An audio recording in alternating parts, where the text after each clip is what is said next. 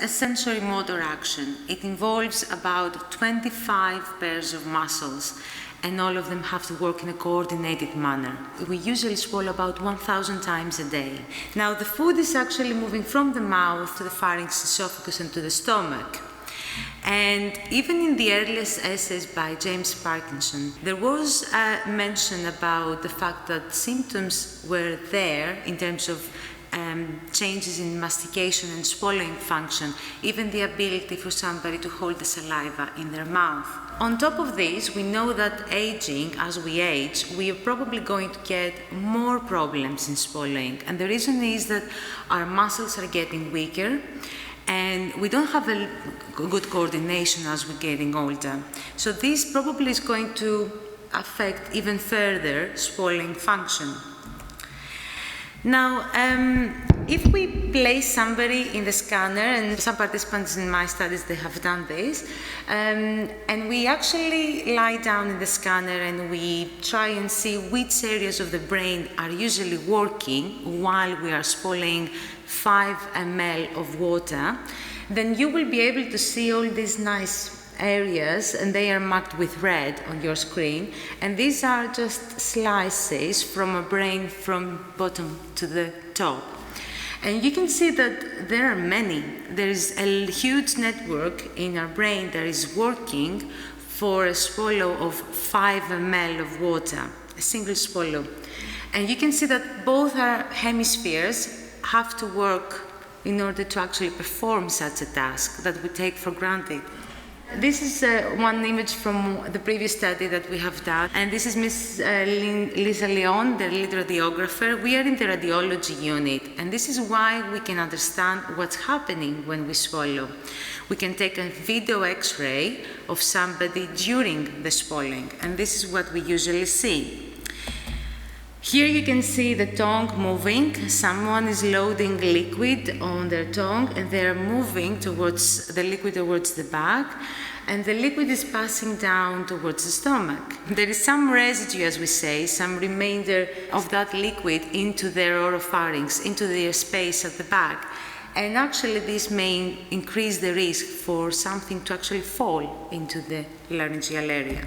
Individuals diagnosed with Parkinson's may actually say that I cannot move the food to the back of my mouth and I cannot swallow. Or they may come and say, I don't want to eat anymore because I'm afraid that I may choke and I'm going to have a coughing fit and it's going to be in front of people and I don't want to even go out and have a meal with the family. When we do a formal assessment of swallowing, 4 out of 5 may have a problem with their swallowing. Now, that means that their quality of life is going to be reduced, and that's important. It's important to understand because we take it for granted, but we have several things around our daily life that having to do with food, swallowing, and so on. And of course, there may be complications. Having the food or material or liquid going down their throat for many, many times, aspiration, may increase the risk for respiration pneumonia, which will increase the risk for mortality. People diagnosed with Parkinson's disease are at risk for malnutrition as well. Now, if somebody has swallowing problems, that's probably going to increase that problem as well. One of the main things that actually is discussed at present is the controversial effect of medication on swallowing function. And we have actually tried to understand further what the different medications are doing on swallowing function as well. This is the first study that we received funding from Parkinson's UK, which we're really grateful. And we use a technique that is called transcranial magnetic stimulation. And it's a technique, it's not novel anymore, it's been out there for more than 20 years. It uses a magnetic pulse over the areas of the brain, and it stimulates the areas that that represent the muscle that you want to record from. And if you do this, you will get a response from the muscle, and you can see the response as a spike, and you can see the spike here.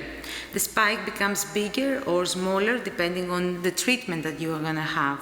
People are actually wearing a hat, and they had a nice map over their head, and we were applying pulses. That's a TMS pulse, a magnetic pulse over the brain.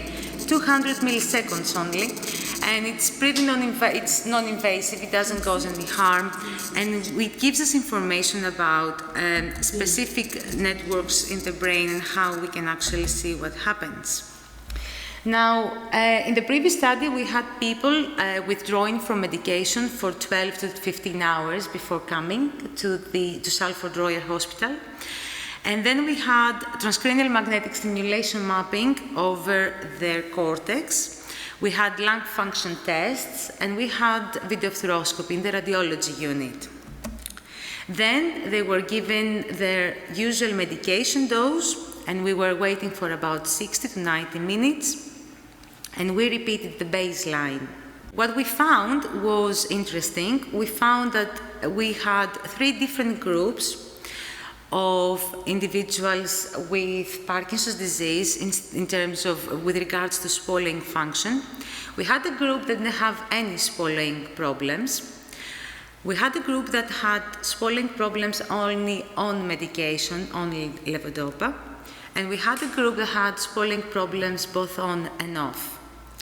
And what was interesting was that if you can see here on medication, the activation over the head, okay, you can see that it's turning yellow towards red, was higher for people that have swallowing problems compared to people that didn't have swallowing problems. Having said that, there has been a lot of discussion in the literature as well lately, and among people that actually work with swallowing disorders with people diagnosed with Parkinson's, whether we should have assessment for swallowing both on and off medication.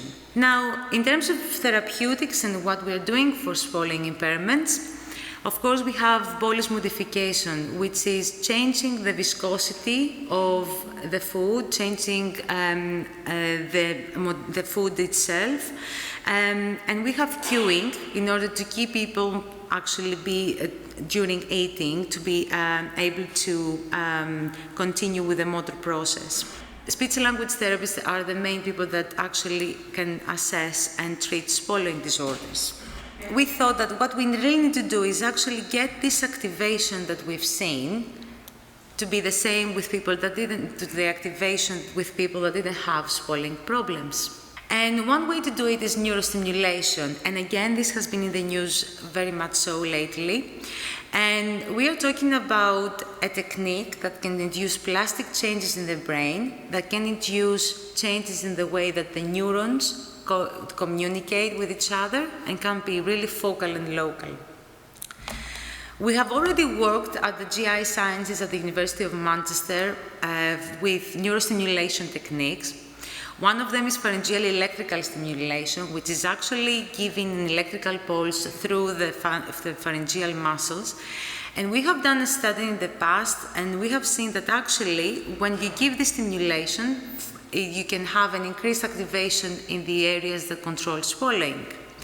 There's already been 2 randomized controlled trials on acute stroke patients with swallowing disorders and this technique, and the results were really good. But we don't know whether it has any effect on people that have Parkinson's disease and swallowing disorders. The other one is the repetitive transcranial stimulation. When you apply a magnetic pulse, but at specific frequency, so one pulse after another, let's say 1 Hertz frequency, and usually this reduces that spike that I showed you earlier. If you apply at 5 Hertz frequency, those pulses over the head, it increases the spikes. And it has been seen that with this technique, you can have a change in behavior, and especially swallowing, in other disease models. We are recruiting patients to actually see how their swallowing is and what the exact impairments there are. And we are capturing neurophysiological data about the areas of the brain that are working for swallowing. And they are randomized to either receive pharyngeal electrical stimulation or RTMS for exciting the brain or inhibiting the areas that are of interest. And then we repeat the baseline. Thank you very much for your attention.